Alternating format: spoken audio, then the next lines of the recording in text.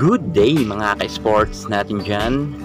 IB Kate Laksina or may nickname na Ibiyang. Ipinanganak nga siya noong October 21, 1999. Sa kasalukuyan ay 24 anyos pa lamang ang ating Ibiyang. Si Laksina ay dumaan nga sa mga matitinding pagsubok ng pagpasok niya sa pro. Dito nga nang nakarelasyon niya ang ating boss Dina Wong ay madalas nga siyang i-bash na ng netizen kung ano-ano ang mga masasakit na salita na sinasabi nga kay Ibiyang.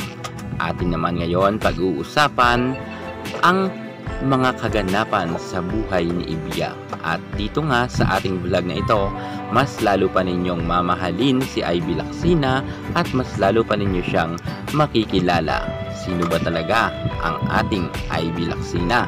Bakit marami siyang mga bashers at ano ba talaga ang kanyang tunay na pagkatao? Dahil nga dito ay ibubunyag na natin ang kabaitan nga ng ating IB Laksina. Pero bago ang lahat, kung bago ka muna sa aking YouTube channel, subscribe na. I-click ang ating notification bell para lagi kang updated sa lahat ng issue sa volleyball.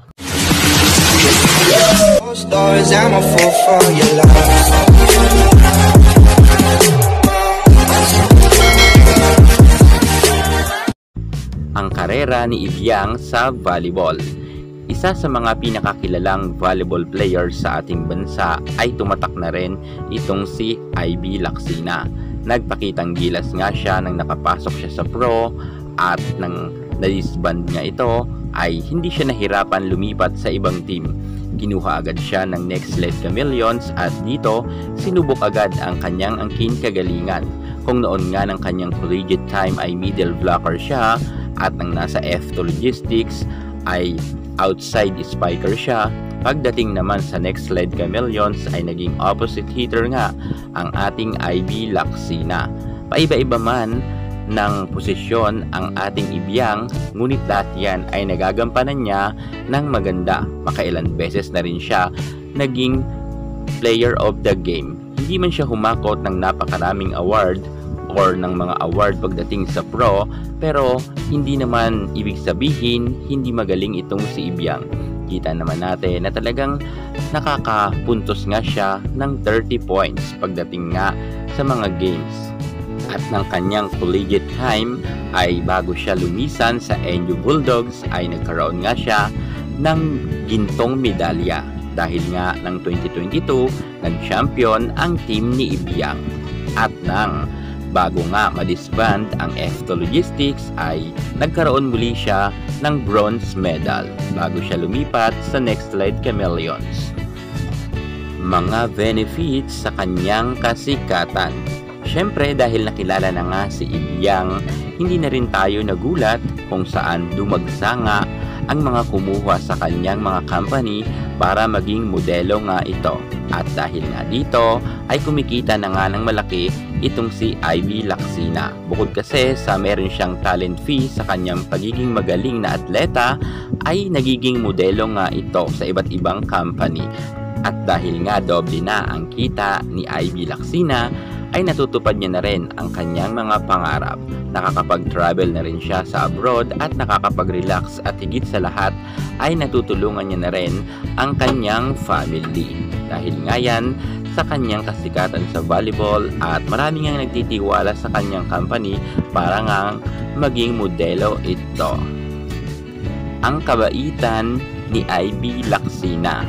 Dahil nga medyo nakakaluwag-luwag na nga itong si Ibiyang, bukod nga sa kanyang family at nakakapag-travel nga ito at tinutulungan niya ang kanyang pamilya, alam nyo ba na mabuti ang kalooban rin ng ating IB Laksina? Kung kaya sa mga bashers ni Ibiyang, pakinggan nyo ang ating ulat na ito hinggil nga kay Ibiyang. Hindi man madalas magbida si Ibiyang gaya nga ng ibang mga pabida dyan ng mga vlogger, kitang-kita naman natin na si Ibiyang ay namimigay ito ng biyaya sa mga kapos palad. At hindi lang ito masyado binabalita ni IB Laksina at hina-highlight, pero napakabuti talaga ng puso ni Ibiyang. Hindi nga lang iniisip ni IB Laksina ang kanyang pangsarili, At ang kanyang kasikatan nga sa larangan sa volleyball ay ginagawa niya nga itong paraan para nga makatulong rin sa kapwa. Atin naman puntahan ang buhay pag-ibig ng ating Ivy Lacsina. Dumaan man sa matinding mga pangbabash itong si Ibiang at si Dina Wong dahil sa kanilang relasyon, at maraming ang kumekwestiyon at nagsasabi na di umano ay hindi sila bagay. Ngunit sa mga matinding pagsubok na yan ay nalampasan nga yan ni Ivy Lacsina at ni Boss Dina Wong, at ngayon ay unti-unti na talagang tinatanggap ang kanilang relasyon, at minahal na nga rin itong si Ibiang ng mga fans ni Boss Dina Wong, at hanggang sa ngayon ay sobrang tatag na nga ng dalawa. So ayan nga mga ka-sports natin dyan, ang ating Ivy Lacsina. Inyo nang nakilala ang buhay, pag-ibig at karera ni Ibiang pagdating sa larangan sa volleyball.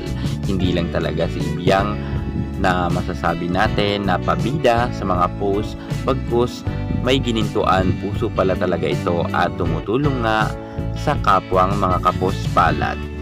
At sa tingin ko maganda ang ginagawa ni Ibiang sa pagtulong nga sa kapwa, dahil nga alam natin na kapag nagbigay ka ay mas doble pa ang babalik sa iyo.